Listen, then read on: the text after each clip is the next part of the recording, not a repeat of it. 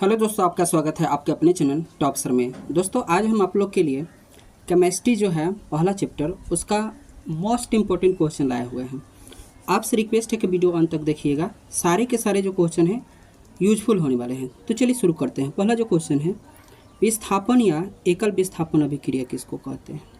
तो देखिए, वैसी रासायनिक अभिक्रिया जिसमें अधिक क्रियाशील तत्व कम क्रियाशील तत्व को उसके यौगिक से विस्थापित कर देता है, उसको हम बोलते हैं विस्थापन अभिक्रिया। कहने का मतलब है दोस्तों, मान लीजिए कोई यहाँ पर है, ये कोई यौगिक है और यहाँ पर C है, तो ये जाकर इसको हटा के यहाँ पर खुद आ जाएगा। यहाँ पर मान लीजिए ये आ गया, कोई आके यहाँ पर विस्थापित हो गया, उसी को विस्थापन अभिक्रिया बोलेंगे। ठीक है, कुछ इसके पॉइंट जो है यहाँ पर देख लीजिएगा। हमारे दैनिक जीवन में उपचयन का जो है अभिक्रिया का प्रभाव क्या होता है, तो ये होता है संक्षारण होता है, अविकृत गंधिता होता है, ऑक्सीकरण का प्रभाव देखने के लिए मिलता है। अगला जो क्वेश्चन है, द्विव विस्थापन अभिक्रिया किसे कहते हैं। तो देखिए, द्विव विस्थापन अभिक्रिया में दो यौगिक अपने आयनों का आदान प्रदान करके नए यौगिक का निर्माण करते हैं, उसको हम लोग द्विव विस्थापन अभिक्रिया बोलेंगे। ठीक है, मैंने दो गो यौगिक है, वो अपन आयन को दे रहा है या ले रहा है और नए यौगिक बना दिया, उसको द्विव विस्थापन अभिक्रिया बोलेंगे। ठीक है, अगला जो क्वेश्चन है, उपचयन रासायनिक अभिक्रिया।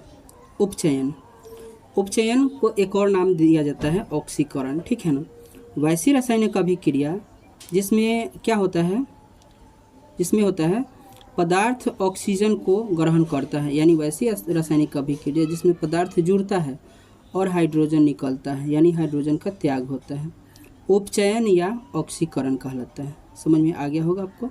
ठीक है,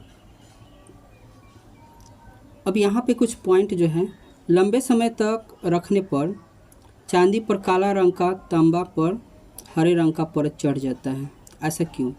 तो ये होता है ऑक्सीकरण जो है उपचयन अभिक्रिया के संक्षारण के कारण ऐसा होता है। ठीक है, अगला जो क्वेश्चन है, अपचयन या अवकरण किसको बोलते हैं। अपचयन या अवकरण रासायनिक अभिक्रिया किसको कहा जाता है। तो देखिए, वैसी रासायनिक अभिक्रिया जिसमें पदार्थ जो है हाइड्रोजन को ग्रहण करता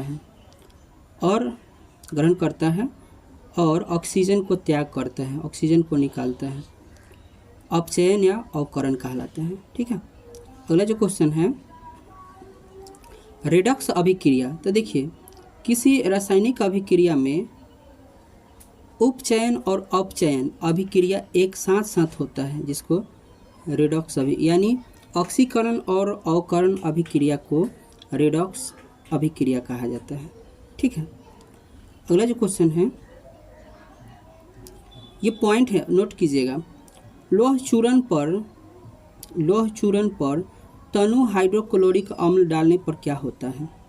तो देखिए, लोह चूर्ण पर तनु हाइड्रोक्लोरिक अम्ल डालने पर हाइड्रोजन गैस जो है निकलता है, उसके बाद आयरन क्लोराइड भी बनता है। देखिए, यहाँ पर लोहा है और हाइड्रोक्लोरिक अम्ल है, इसके बाद है। अगला क्वेश्चन है दोस्तों, संक्षारण किसे कहते हैं। तो देखिए, जब कोई धातु को अपने आसपास उपस्थित अम्ल, नमी आदि के संपर्क में आती है तो वह संक्षारित हो जाती है। इस प्रक्रिया को संक्षारण कहा जाता है। ठीक है, अगला जो क्वेश्चन है दोस्तों, लोहे को जंग से बचाने के दो उपाय बताइए। तो लोहे को जंग से बचाने के दो उपाय हैं, लोहे को पेंट कर दीजिए, चाहे लोहे पर ग्रीस लगा दीजिए। ठीक है, अगला जो क्वेश्चन है, ये पॉइंट है। ठीक है ना, कुछ या तो आप क्वेश्चन लिख लीजिएगा। देखिए, हीट एंड ट्रायल किसको कहा जाता है। तो देखिए, रासायनिक समीकरण को संतुलित करते समय लिखे गए गुणांक बार बार लिखा या मिटाया जाता है, जब तक कि संतुलन जो है, समीकरण जो है संतुलित ना हो। समीकरण को संतुलित करने की इसी विधि को हम लोग हीट एंड ट्रायल विधि, हम संतुलित करना चाहते हैं। देखिए, यहाँ पर a + b और 3 है।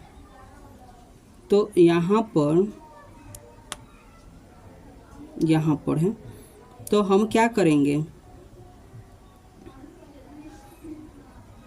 A B 3 लिख दिए, और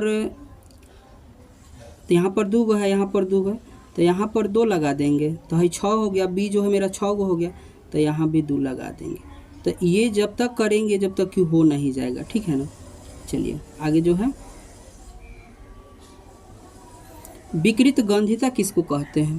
तो देखिए, किसी तेलीय या वसा वाला पदार्थ को खुले वातावरण में छोड़ देने के बाद जो है ऑक्सीजन से क्रिया करके वो दुर्गंध या स्वादहीन हो जाता है, उसको विकृत गंधक कहा जाता है, ठीक है।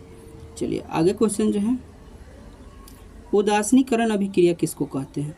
तो ऐसी अभिक्रिया जिसमें कोई अम्ल किसी भस्म के साथ अभिक्रिया करके लवण और जल बनाता है, उदासीनीकरण अभिक्रिया कहलाता है, ठीक है।